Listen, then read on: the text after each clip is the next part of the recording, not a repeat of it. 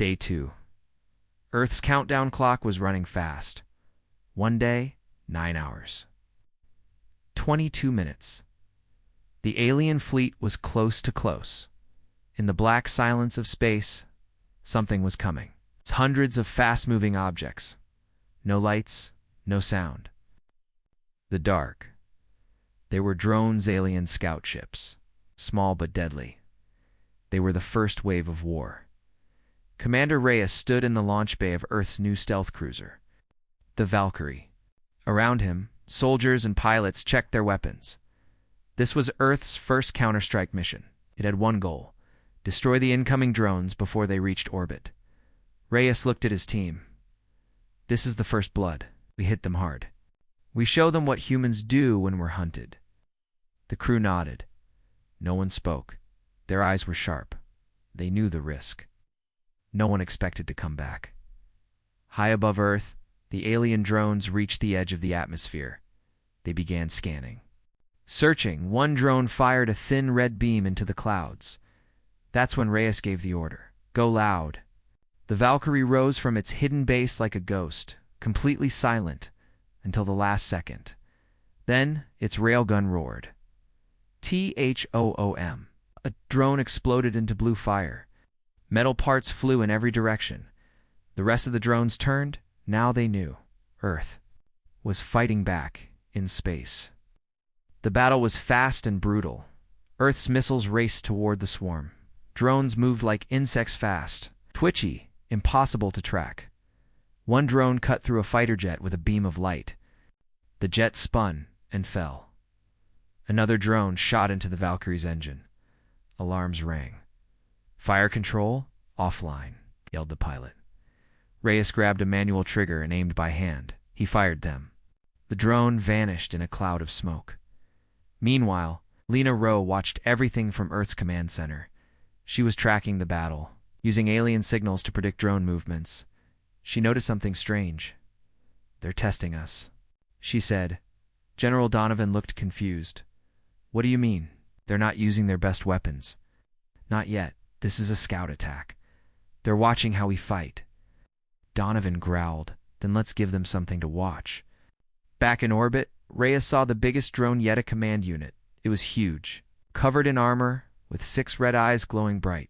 It launched 4 mini-drones at once. Reyes flew straight into the middle of the swarm. Light them up, he shouted. Earth fighters followed, blasting the swarm apart with missiles and lasers. Reyes locked onto the command drone. He waited, then fired everything.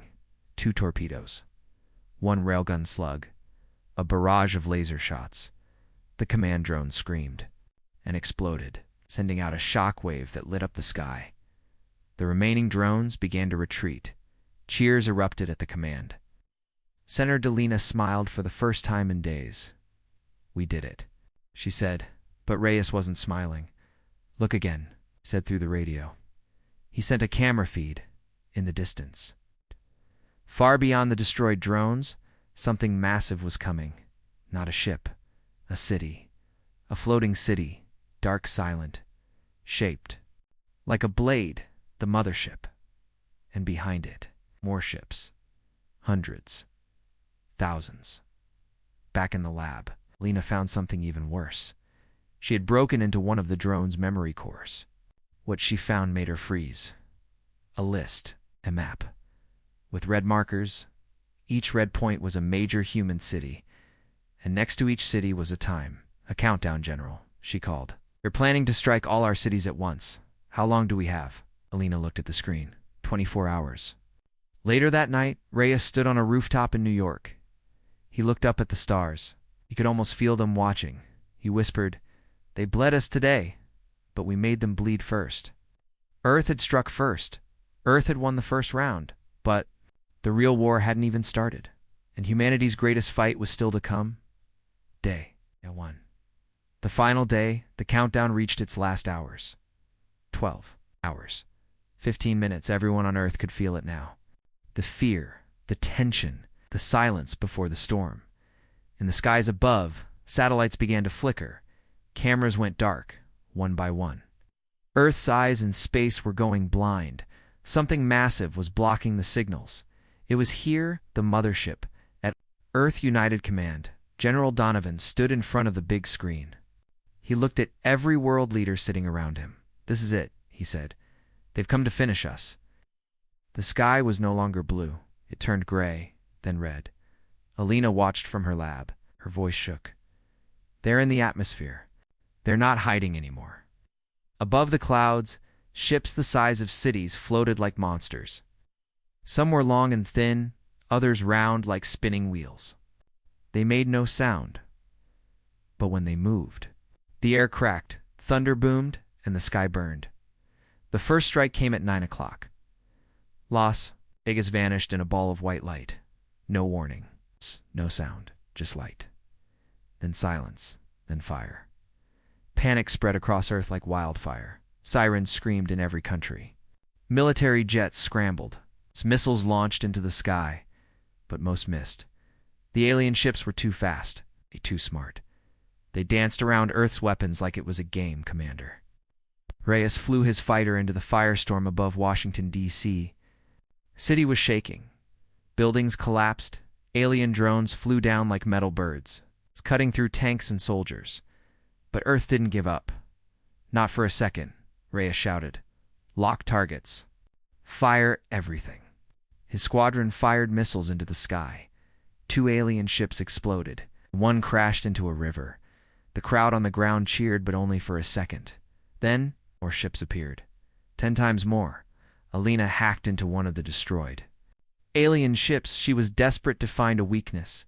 Her screen flashed with alien code, strange symbols, unknown tech. But then she saw something strange in their shields. "They can't protect all sides at once," she said. She called Reyes. "Hit their undersides. That's where they're weakest." Reyes turned his ship sharply. He dove under a mothership. "Let's see if the lady's right." He fired 2 missiles. Boom. The ship cracked open like glass. It fell from the sky, crashing into the ocean with a massive wave, all across Earth. People began to fight back. In Africa, soldiers used old rocket launchers. In South America, people threw firebombs. In Japan, robotic tanks rolled out of hidden tunnels. The aliens didn't expect this, they thought. Earth would break, but Earth burned brighter. In New York, a huge alien walker stomped through the city. Reyes flew low and dropped a bomb on its head. The metal giant fell like a tree. Reyes laughed. But only for a second. Another walker was already climbing over the buildings. The battle wasn't just war. It was survival. Back in the war room, General Donovan made a choice. All bases released Protocol 0. The room went silent. Someone whispered, "You mean the nuclear option?" Donovan nodded. "If they want to burn the sky, let's burn it first." At secret bases around the world, Earth launched its final weapons. Massive missiles rose into the clouds. They aimed for the largest alien ships. One by one. They exploded in fireballs. The sky turned white. Even the alien mothership shook. Ships fell, drones crashed. The fire reached every corner of the world, and still, the humans kept fighting. Later that night, Alina stood on a rooftop, breathing the smoke-filled air. Fires burned across the city. The smell of metal and dust was everywhere, but she smiled, because Earth was still standing. Commander Reyes landed his ship next to her. He took off his helmet. His face was tired, bruised, but proud. "They thought we'd beg," he said. Alina nodded. They thought wrong. Far in the distance, the biggest alien ship, the heart of the invasion, still floated in the sky, untouched. Watching, waiting, Reyes looked up and whispered, "Let's finish this." The battle had slowed. The fire still burned. Smoke still rose. But for now, Earth had survived. Cities were damaged. Millions were gone. But the alien ships had pulled back. They were waiting, planning and watching. Commander Reyes sat in a dark room at Earth United Command. His arm was bandaged. His face was tired, but his eyes were sharp. Across from him sat Dr. Alina. She held a small alien device recovered from the wreckage of a crashed scout ship. It's not just a weapon, she said. It's a memory core. Reyes leaned forward. You think? It can tell us what they really want? Alina nodded. Listen, I think we were wrong. This isn't just a war. It's something much older. Deep underground, Alina connected the core to her lab system. The alien symbols flashed on the screen. The machine made a low hum. Then images appeared. Not words. Not sounds. Memories. She saw a planet green and beautiful. Not Earth. It had oceans. Forests. Tall cities made of silver towers. Then came fire. The towers fell. The planet burned. Ships escaped into the stars. A voice echoed in the machine. Experiment failed. Seed world must be cleansed. Then came Earth blue, young, empty. The voice spoke again. New seed planted. Watch carefully. Remove if dangerous. Lena sat back, stunned. She spoke softly. They made us. Reyes didn't understand. What do you mean? She looked at him, her voice shaking. They planted life on Earth, on purpose, like gardeners, planting a seed. But why? He asked. Alina pointed at the screen. To build a new race, one they could control, shape, use. Yes, whispered. And now, we grew too strong. Alina showed him more images. Aliens watching Earth from space. Thousands of years ago, they watched as humans discovered fire, built tools, formed cities. Every time humans advanced, the aliens took notes. But then something changed. Humans became different, faster, smarter, more emotional, more dangerous. One alien report said, subject species progressing too fast. Shows high aggression, creativity, and chaos. Risk. Planetary uprising. Lena stared at the words. They don't just fear us. They regret creating us. Back in the war room, General Donovan listened to Alina's report. So we were never alone, he said. We were their experiment. Alina nodded, and now they want to erase us. Like a mistake. Aya stood up. No, not a mistake. Warning.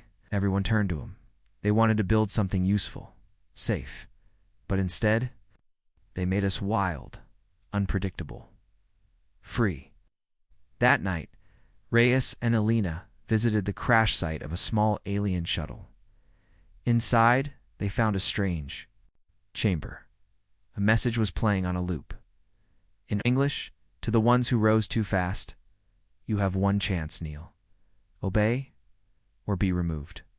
Alina touched the wall of the chamber. It glowed softly. She whispered, what if we send them a message back? Reyes raised an eyebrow.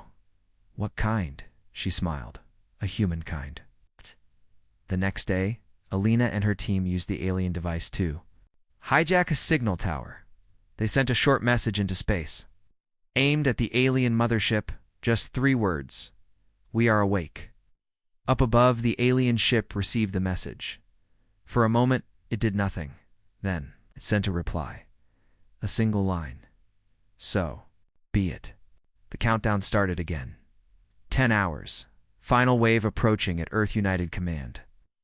Preparations began for the last battle. All defense systems were powered on. Nations shared everything: weapons, intel, energy, for the first time in human history.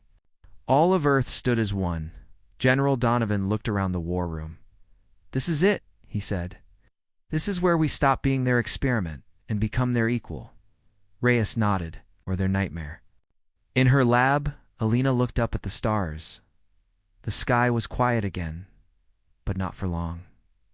She whispered, they tried to control us, but they built something they couldn't understand. She turned to her team.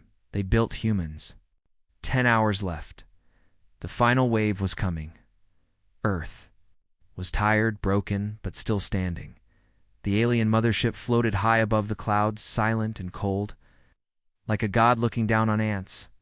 It had not fired yet, but everyone knew the final strike would come soon inside Earth United Command. Commander Reyes and Dr. Alina Rowe stood in front of a black table. On it sat a small, glowing weapon. It looked part human, part alien. We call it the Hydra, Alina said. It's built from their tech. and our rage. General Donovan raised an eyebrow. Does it work? Reyes answered. Only one way to find out. The Hydra missile was powerful. It could fly on its own. Think on its own. Hunt. But there was a risk. They only had one, and they had one target, the alien mothership. High above, stealth bombers flew toward the mothership, hidden by special cloaking tech. Reyes rode inside the lead ship. Alina's voice came through his earpiece. I programmed the Hydra to go straight to the alien command core, but it needs to get close before it activates.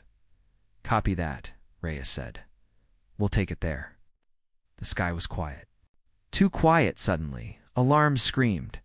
Alien drones shot down from the mothership like lightning. Fast, deadly. They see us, yelled the pilot. Break formation, Reyes shouted. The bombers scattered. One was hit.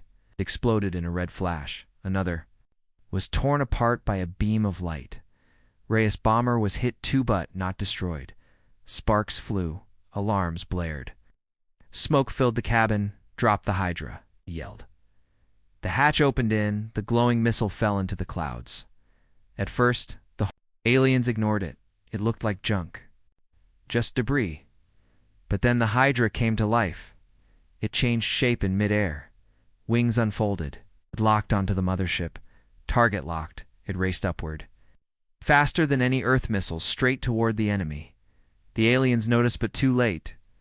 Hydra hit the mothership's lower shield and punched through.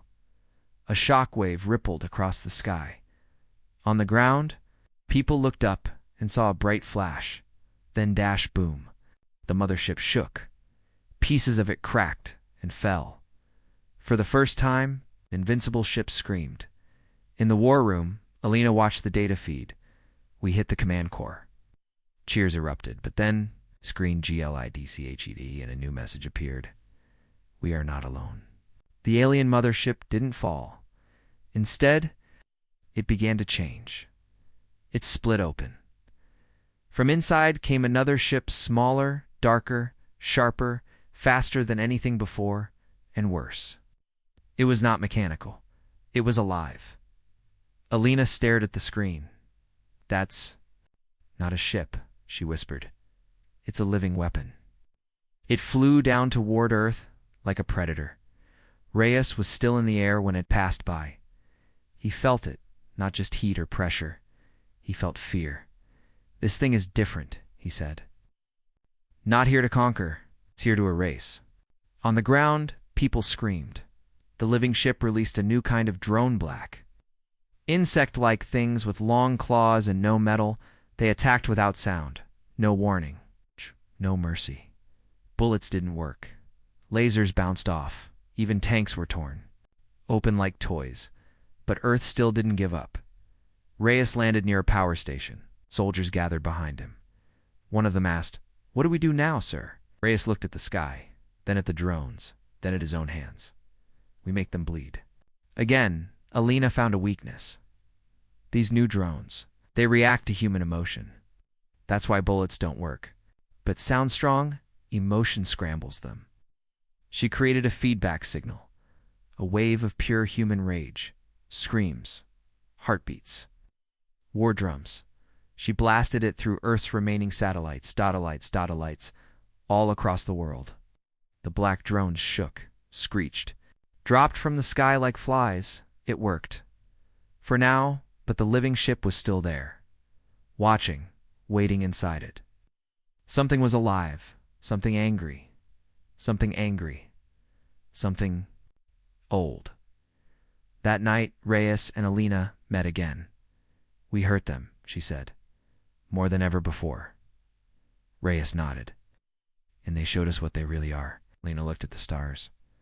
"I think they're not just afraid of us. They're afraid of what we might become." And far above Earth, inside the living ship, an alien general sat alone. He looked at Earth with strange eyes, and then, for the first time, he spoke in English. "Perhaps it is we who must kneel." The world was on fire. Cities burned. Skies glowed red. The air was thick with smoke and fear, but Earth still stood. And now it was time to answer. In the war room, Commander Reyes looked at the massive screen. It showed the alien living ship still.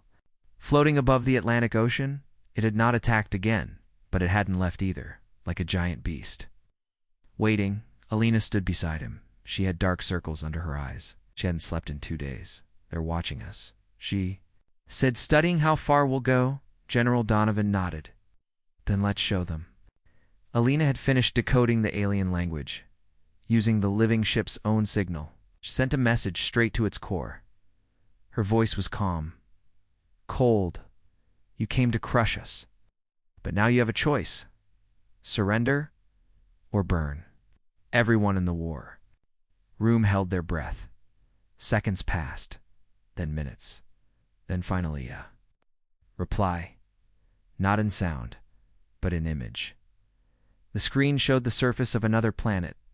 It was Earth, but not Earth. Burned, empty, dead. Then came a voice. This is what happens to worlds that refuse. Reyes clenched his fists. They're still trying to scare us. Alina didn't blink. They don't understand. We've already seen the worst, and we're still here. In secret, Earth had prepared one final plan. A weapon like nothing before. A deep space rail cannon, hidden on the far side of the moon. It was called the Judgment, built from alien metal, powered by Earth's last. Nuclear cores. One shot. That's all it had. But one shot was enough. Reyes spoke into the camera, broadcasting Earth's message one last time. His face was bruised, dirty, but unbroken. You gave us a choice. Now we give it back to you. He pointed at the sky. Surrender now, or we end this your way. He nodded to Lina. She began the countdown. 5 minutes, the message was sent. The alien general hidden. Inside the living ship, watched the humans closely. He had seen thousands of wars. He had destroyed many worlds, but never like this. Never a species like this. They should have. It's broken. But they didn't. Back on Earth, people watched from rooftops, bunkers, hospitals. Everyone waited. Children held their parents' hands. Old men held rifles. No one ran. They just waited, proud. Ready? 3 minutes. No. Reply. Alina's hand hovered over the final trigger. Reyes whispered, they won't answer. They're too proud. General Donovan said nothing. He just stared at the sky. 1 minute. Then the screen flashed. A voice came through deep. Heavy, strange. We surrender. The room froze. Everyone stared. Alina replayed the message 3 times. Same words. Clear. We surrender. The living ship pulled back. Its drone stopped moving. The black clouds over Earth began to fade. Reyes didn't smile. He just exhaled. They finally understand, Donovan added. They finally feared us. Later, Alina stood on a cliff, watching the sky return to blue. I think this isn't the end, she said. There are more of them. More fleets. More empires. Reyes joined her. Then we'll be ready. He looked at the sun rising over the sea.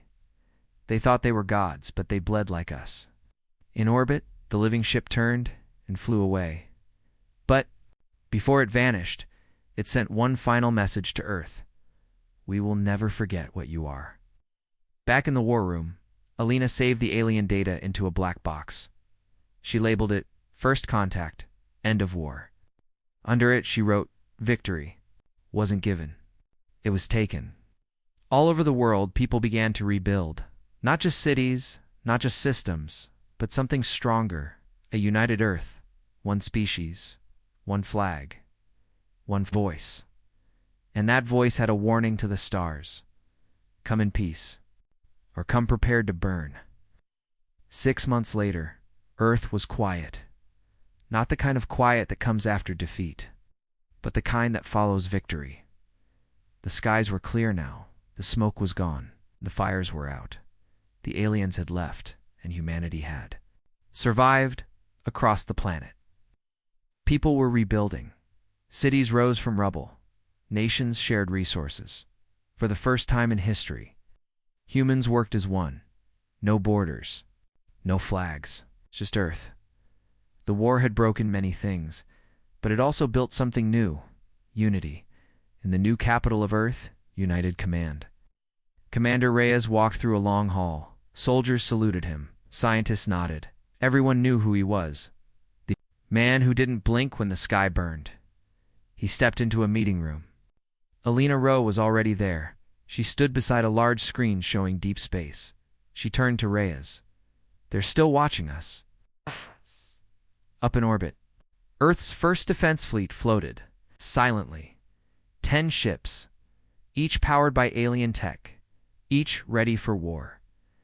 At the center was the Hydra Toothus ship built by Alina and her team. Reyes was its captain now. He had a new title, Space Marshal of Earth. A young officer entered the room. Sir, we have a message. Reyes raised an eyebrow. From who? The officer swallowed. Unknown origin, not the same aliens. Someone else. Alina and Reyes looked at each other. The message played. A robotic voice said, "We saw what you did. We are listening now." Reyes turned to Alina. "More are out there." She nodded. Always were. The galaxy just didn't take us seriously. Now they do, he said. Later that night, Reyes stood on the deck of the Hydra 2, looking out at Earth through a large window, blue, bright, alive. Behind him, soldiers trained, engineers worked. Pilots ran flight tests. The ship was ready, because Earth would never be caught unprepared again. In a quiet lab, Lena reviewed alien memory files. She discovered something shocking: the alien empire that attacked Earth. They weren't the strongest. They were just scouts, a branch of a much larger force. Billions of stars, thousands of species, a massive galactic order, and Earth had just punched them in the mouth. Alina called Reyes. "This isn't over," she said. "It's just the beginning." Ack! Reyes didn't flinch. "Then let them come." Back on Earth, a schoolteacher explained the war to a group of children. One child raised his hand. "Did we surrender?" The teacher smiled. "No, we gave them a choice." Another child asked, "What if they come back?" The teacher said one simple line: "Humans never kneel." Up in space, the Hydra 2 received a coded signal from deep beyond the solar system. The crew decoded it. A warning. A challenge. A test. Reyes stood at the front of the ship. He spoke to the crew. "To all of you, we are not hiding. Are humans. We rise. We fight. And when the stars come for us," he pointed at the window, "we light the sky with fire." Far across the galaxy, in a hidden alien council, a voice whispered, "Earth must not be left unchecked." Another voice answered, "Then go teach them a lesson." The first voice replied, "We tried and we failed. They are no longer a child species. They are something else now. They are the storm back on Earth." A new message was carved into the wall of Earth's United Command. They came to crush us. Instead, they learned humans never kneel. The end. The year was 2137. Earth had changed, but not enough. The buildings were taller. The cars flew. Robots cleaned the streets. But humans were still the same: proud, stubborn, and blind. Far above Earth, beyond the clouds, a silent satellite floated. It was old, forgotten by most, but it still listened. It still watched.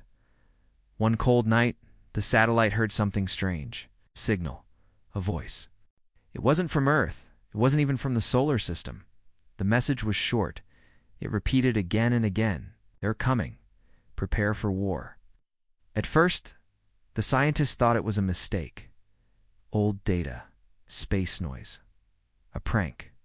But the message came again, clear, strong, unstoppable. The news reached the United Earth Council. World leaders, generals, and scientists sat around a big table. The room was quiet. The message played again. "They are coming. Prepare for war." Some laughed. Some called it a joke. Others stayed silent. An old general, Commander Marcus Kane, stood up. His face was rough, his eyes cold like ice. He had seen real war, not politics, not fake threats. He looked at them all and said, "Don't be fools. That's not a prank. That's a warning." The room chuckled.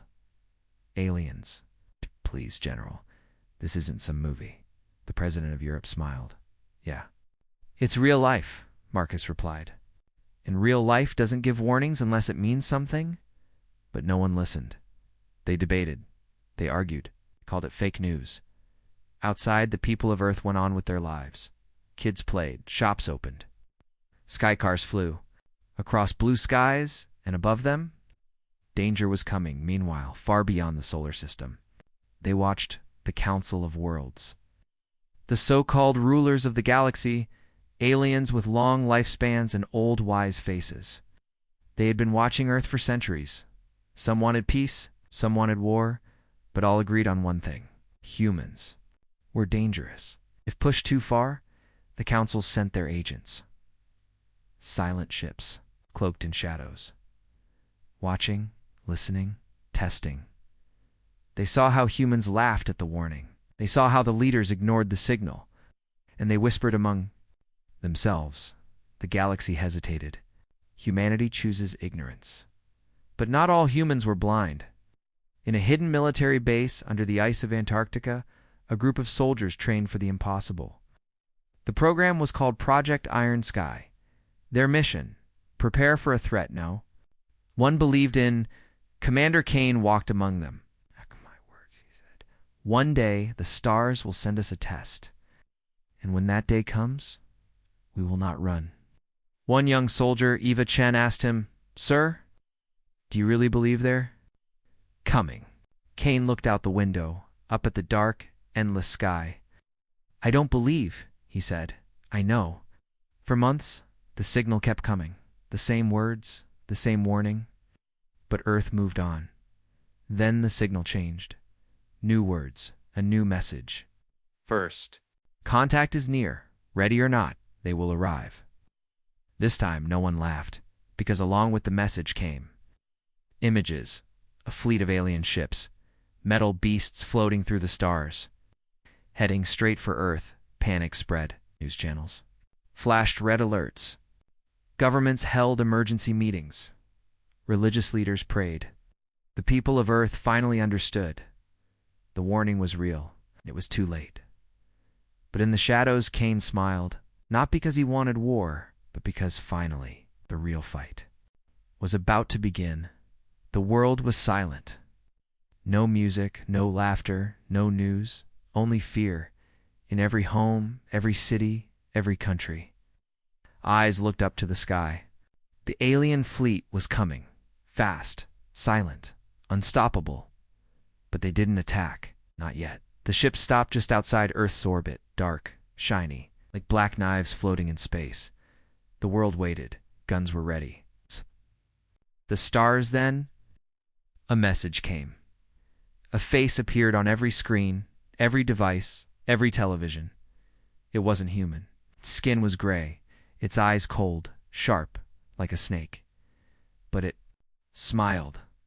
"I am High Speaker Vayrax of the Varnak Empire," the alien said in perfect English. "We come in peace." The people of Earth listened and hoped. The Varnak offered friendship. They claimed they had watched humanity for years. They said they wanted to share knowledge, technology. Peace. The world's leaders rushed to meet them. An emergency summit was held in Geneva.